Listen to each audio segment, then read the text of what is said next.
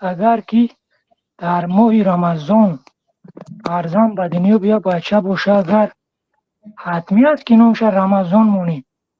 برای که در ما بسیار میگن که اگر نامش به نامش اومده گیده تولد که شب وقتش میگن باید میگن نامش رمضان مونی.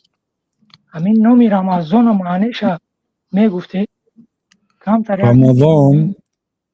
رمضان از کلمه رمضا گرفته شده است. معنایش قومی گرم در تابستان گرم. بال اول وقتی که رمضان فرض شد میگن که همین خیلی اتفاق افتاد که رمضان در تابستان فرامد، بسیار گرمی بود.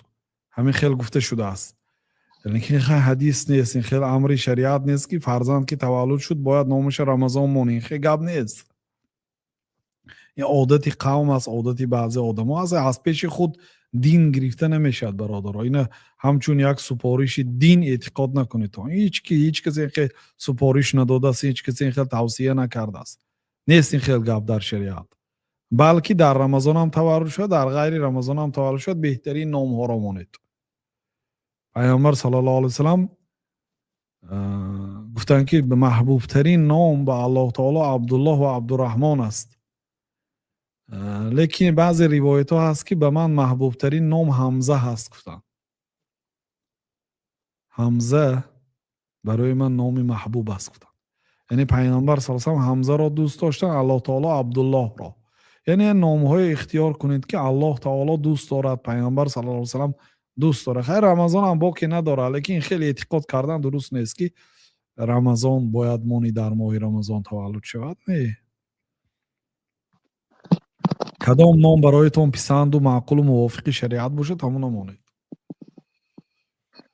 من در ماه رمضان صاحب فرزنددار شدم، یک پسرچه. اما را من نامش محمد موندم.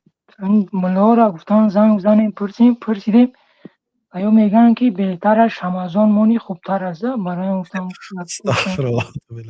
بهتر گفته که گپ همین خیلی که بهترش فلان کارو کنی بهتره، یعنی که بهتر الله تعالی دوست می‌دارد.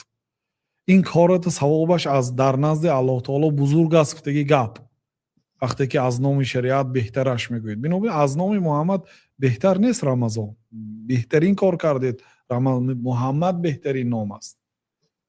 محمد باقی ماند همینش بهتر است. رمضان چی بمیمونید؟ بله رمضان هم گناه نیست و خوب هم نیست اینقدر، اون جای خوبی ندارد.